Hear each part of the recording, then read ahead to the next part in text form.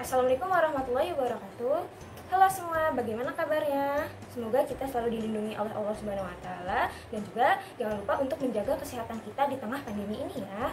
Di minggu sebelumnya kita telah mempelajari penggolongan hewan berdasarkan jenis makanan. Hari ini kita akan belajar mengenai daur hidup hewan di lingkungan sekitar. Adapun tujuan pembelajaran hari ini, siswa dapat mengidentifikasi daur hidup beberapa hewan di lingkungan sekitar dan juga dapat menyusun skema daur hidup beberapa hewan di lingkungan sekitar. Gimana? Masih semangat belajar di rumah?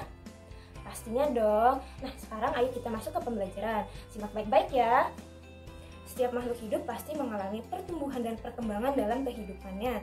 Adapun tahapan pertumbuhan dan perkembangan hewan membentuk sebuah siklus hidup atau daur hidup. Pastinya pertumbuhan dan perkembangan hewan berbeda-beda dengan yang lainnya. Ada jenis hewan yang mengalami perubahan bentuk pada setiap tahapannya dan juga ada jenis hewan yang tidak mengalami perubahan bentuk di setiap tahapannya, melainkan hanya perubahan ukuran saja. Hewan yang mengalami perubahan bentuk dalam siklus hidupnya berarti mengalami metamorfosis, sedangkan hewan yang tidak mengalami perubahan bentuk dalam siklus hidupnya berarti tidak mengalami metamorfosis. Oh iya, metamorfosis dibagi menjadi dua loh, ada yang tahu?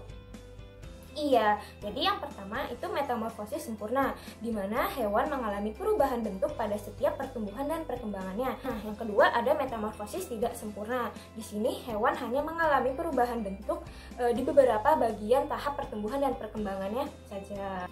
Ingin tahu contohnya? Ayo dilihat baik-baik ya. Yang pertama ada kucing. Nah, ada yang tahu tahapan yang pertama apa? Iya, anak kucing. Yang kedua ada kucing remaja. Dan yang ketiga ada kucing dewasa. Bisa dilihat ya bahwa kucing ini termasuk ke dalam siklus hidup hewan yang tidak mengalami metamorfosis. Mengapa? Karena pada saat berkembang biak mulai dari anak kucing hingga kucing dewasa, kucing tersebut tidak mengalami perubahan bentuk, melainkan hanya perubahan ukuran saja. Ngerti? Adapun contoh lain dari siklus hidup hewan yang tidak mengalami metamorfosis yaitu ada ayam, ada bebek, ada burung, ada cicak, dan masih banyak yang lainnya. Yang kedua ada kupu-kupu. Kira-kira bagaimana ya tahapan siklus hidupnya? Iya, yang pertama ada telur. Yang kedua larva atau ulat.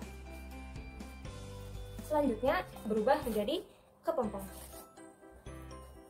Dan yang terakhir ataupun siklus yang keempat yaitu menjadi kupu-kupu dewasa. Mari kita lihat ya. Nah, kupu-kupu ini termasuk ke dalam metamorfosis sempurna. Mengapa demikian? Nah, karena kupu-kupu ini pada setiap tahapan pertumbuhan dan perkembangannya mengalami perubahan bentuk. Contoh lainnya ada nyamuk. Adapun tahapan daur hidupnya, yang pertama telur nyamuk. Nah, selanjutnya mengalami perubahan menjadi larva atau jentik nyamuk. Nah, yang ketiga dari jentik nyamuk tersebut berubah menjadi pupa atau kepompong. Selanjutnya yang terakhir, dari pupa atau kepompong berubah bentuk menjadi nyamuk dewasa. Nyamuk ini sama seperti kupu-kupu ya, dia mengalami metamorfosis sempurna.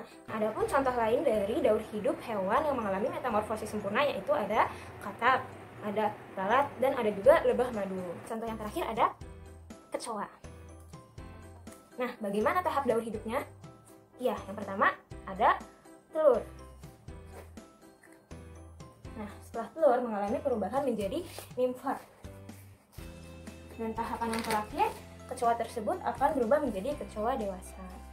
Nah, jika dilihat, kecoa ini merupakan termasuk ke dalam siklus hidup hewan yang mengalami metamorfosis tidak sempurna. Mengapa? Karena kecoa mengalami perubahan bentuk hanya pada beberapa tahapan pertumbuhan dan perkembangan saja. Adapun contoh lain dari daur hidup hewan yang mengalami metamorfosis tidak sempurna yaitu ada belalang, ada capung, dan juga ada cangkrik. Jadi bagaimana? Jelas ya? Paham? Oh iya, pastinya di antara kalian memiliki hewan peliharaan dong di rumah. Nah, coba kalian amati, apakah hewan tersebut termasuk ke dalam jenis hewan yang mengalami metamorfosis ataupun tidak? Nah, jika iya, apakah hewan tersebut termasuk ke dalam metamorfosis sempurna atau tidak? Nah, kalian amati ya di rumah. Cukup sekian pembelajaran kita hari ini, kurang lebihnya mohon maaf. Semoga ilmu yang didapatkan bermanfaat bagi kita semua. Amin. Oh iya, untuk pertemuan selanjutnya kita akan mempelajari mengenai simbiosis dan rantai makanan yang terjadi pada makhluk hidup. Sampai jumpa di pertemuan selanjutnya. Wassalamualaikum warahmatullahi wabarakatuh.